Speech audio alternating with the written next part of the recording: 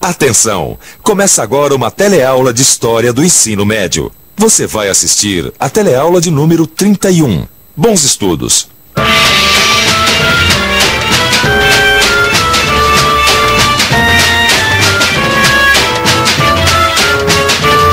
Senhorita, por favor, você já ouviu falar de Napoleão Bonaparte? Já, que era um general corso que levou um pau dos russos e depois dos ingleses. Foi um grande general, o imperador da França, e estava sempre com a mão aqui. Quem foi Napoleão Bonaparte?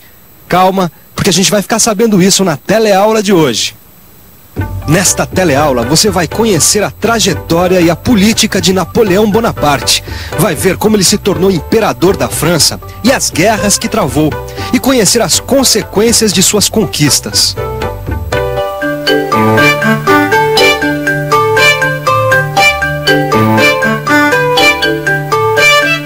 Você deve se lembrar que uma das maiores revoluções econômicas da nossa história veio da Inglaterra com a industrialização que começou no século XVIII. A Revolução Industrial aconteceu quase na mesma época que a Revolução Francesa, cujos princípios de liberdade e igualdade são fundamentais para a gente entender a política e a ideologia que chegaram até o nosso século. E um dos que ajudaram a difundir essas ideias pela Europa foi também um dos maiores inimigos dos ingleses, Napoleão Bonaparte. Em 1769, na Córcega, nasce Napoleão Bonaparte. Em 1793, torna-se general do exército francês. Tem apenas 24 anos de idade e acaba de libertar a cidade de Toulon da dominação inglesa. Um ano depois, salva o governo francês de um golpe dos monarquistas. Em 1796, combate os austríacos na Itália e sua vitória em 1797 o transforma em herói nacional. De volta à França, Napoleão é encarregado de atacar um antigo rival, a Inglaterra. Sua estratégia é tentar cortar as comunicações inglesas com uma de suas mais importantes colônias, a Índia. Por isso, ele ataca o Egito. Vicente, me diz uma coisa, o que o Egito tem a ver com essa história? Tem tudo a ver, porque a rota de comunicação dos ingleses com a sua colônia na Índia passava obrigatoriamente pelo Egito. E o que Napoleão fez lá? Napoleão desembarcou no Egito com 30 mil homens e uma comissão de sábios e cientistas. Entre eles, Champollion, o homem que decifraria os hieróglifos, a escrita dos antigos egípcios. A campanha do Egito começou bem para os franceses, mas o almirante inglês Nelson destruiu a frota de Napoleão em Abukir, obrigando o francês a ficar mais de um ano no Egito. Enquanto isso, na Europa, a Inglaterra impunha outra derrota à França, ao ajudar a Áustria a retomar o norte da Itália. A situação na França era de agitação. Havia grande descontentamento com a perda da região da Itália para a Áustria e com a corrupção no governo. A esquerda ganha as eleições e preocupa os setores conservadores. E havia muita inflação. Napoleão retorna secretamente do Egito e, aproveitando a situação, dá um golpe de Estado, o 18 Brumário, que no calendário da Revolução corresponde a 9 de novembro. A 9 de novembro de 1799, Napoleão e seus aliados derrubam o governo do Diretório e estabelecem um consulado que dura até 1804. O consulado é composto de 3 membros e presidido por Napoleão. A Assembleia é dissolvida e uma nova Constituição implantada. Napoleão recebe plenos poderes e governa para a burguesia.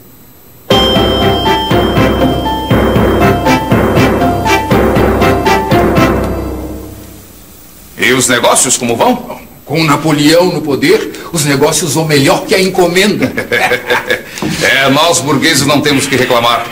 Ficamos com os bens dos nobres comprados durante a Revolução e temos igualdade jurídica garantida. Claro, agora a lei é igual para todos. Essa é a base do Código Napoleônico. O nosso Código de Leis, que além de tudo garante a livre concorrência e regulamenta a propriedade privada. E esse Banco da França também foi uma grande ideia de Napoleão. Sim. Bom, mas além de nós, os burgueses, o povo também está bem contente com as cidades reconstruídas, as novas estradas e pontes, o telégrafo. E a educação. Agora temos até uma universidade da França. Pelo jeito, Napoleão reorganizou a administração, as leis, a educação, as finanças. E a burguesia estava bem feliz, viu? Porque Napoleão livrou os burgueses, tanto dos reis e da nobreza, quanto da esquerda jacobina. Com esse prestígio todo, ele podia fazer qualquer coisa, né? Podia e fez. Tornou-se imperador. Em 1804, Napoleão chama o Papa a Paris e se coroa imperador da França. Como imperador, a política de Napoleão é expandir o seu império. E as suas conquistas levaram a outros países as ideias da Revolução Francesa e redesenharam o mapa da Europa. Napoleão dominou quase todo o continente europeu a oeste da Rússia nos anos seguintes e presenteou amigos e parentes com vários cargos. Seus irmãos se tornaram reis: José da Espanha, Luís da Holanda e Jerônimo da Westfália. Mas o imperador Napoleão teve que enfrentar o seu velho e poderoso inimigo, a Inglaterra. Os ingleses resolveram acabar definitivamente com Napoleão. E para entender por quê, vamos pensar um pouco.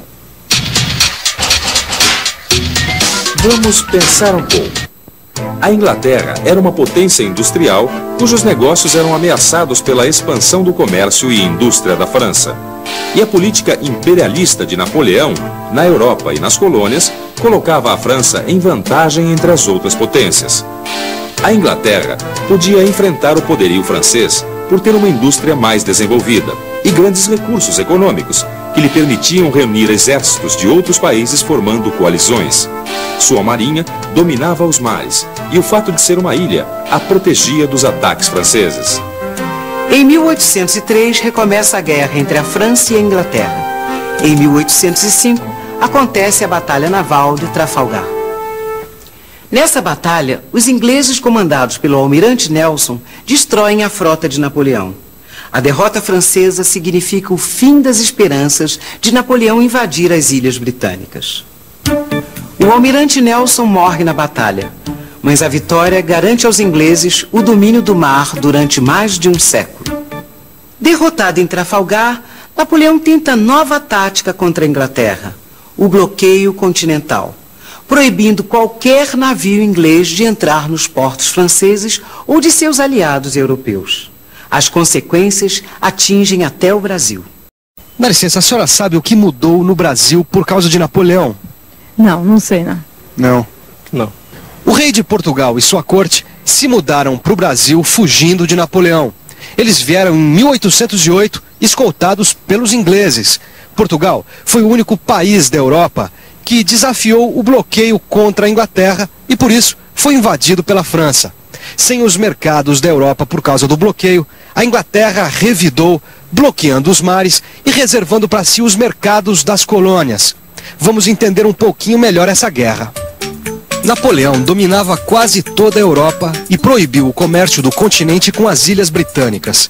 A ideia era sufocar economicamente a Inglaterra. A Inglaterra, com sua poderosa marinha, bloqueia a Europa por mar, impedindo os contatos com o mundo colonial. Esses mercados compensam para os ingleses a perda dos mercados europeus. Sem poder contar com os produtos industrializados ingleses, a Europa volta-se para o que a França tem a oferecer. Mas as crises agrícolas e industriais que prejudicam os negócios em importantes centros da Europa retiram a sustentação da burguesia à política de Napoleão. Além da perda do apoio da burguesia comercial e industrial, Napoleão teve que enfrentar dois pontos frágeis do seu império. A Espanha, que passou a resistir à invasão francesa e obrigou o seu irmão, o rei José, a fugir, e a Rússia, que em 1812 decidiu furar o bloqueio contra a Inglaterra. Por causa disso, Napoleão reúne um enorme exército e invade a Rússia. No começo vai tudo bem, mas depois...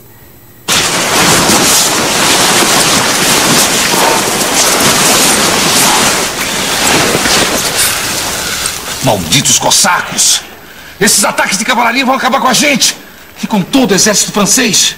Vai acabar com a gente? É esse frio? E pensar que chegamos a tomar Moscou? Pois é.